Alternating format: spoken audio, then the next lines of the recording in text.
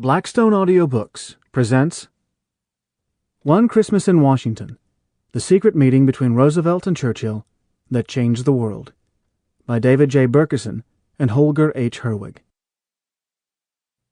Prologue. Christmas Eve, 1941, broke cloudy and rainy in Washington, D.C.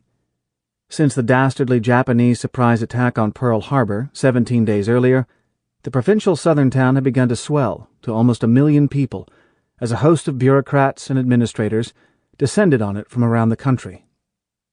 Temporary wooden housing began to clutter the mall, destroying the artistic beauty of the reflecting pool graced by the Washington and Lincoln monuments. For many of the newcomers, Washington seemed to have the charm of the North and the efficiency of the South. For all who came, it was a city on the move. It was also a city gripped by fear that December, fear of imminent bombing, fear of sabotage, fear even of invasion. Newspapers ruminated about Japanese attacks on the Aleutian Islands, on Seattle, on San Francisco, and on San Diego. Civil defense spotters scanned the gray skies over the Potomac Basin for any signs of German bombers or U-boats. The Secret Service suspected attacks any moment on the White House and studded it with anti-aircraft guns, both real and wooden, due to a shortage of these weapons. Secretary of the Treasury, Henry Morgenthau, Jr., haunted by visions of the London Blitz, dispatched an army of Secret Service agents to blacken the mansion's windows, to fit bulletproof glass in the Oval Room windows, to install special General Electric outdoor floodlights, and to pour a concrete bomb barrier along the west wall of the Executive Office Building.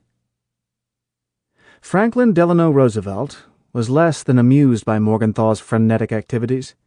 It was, after all, Christmas. Washingtonians would be looking for signs of confidence, not fear, from their leaders. The president understood the mood well.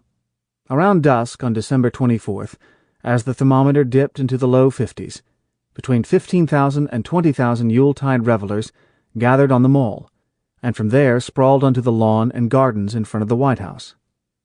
Several score of invited guests made their way through the black iron fence at the southwest and southeast gates of the mansion, amidst cries of "No cameras, no packages" from the guards. The grounds were spectacular, with their ancient Jackson magnolias, Hayes buckeyes, and horse chestnuts in the fading light. In fact, an eerie reddish light set the Washington Monument aglow.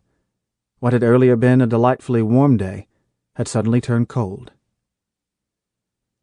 Precisely at 4:30 p.m., the Marine Band struck up Joy. Sample complete. Ready to continue?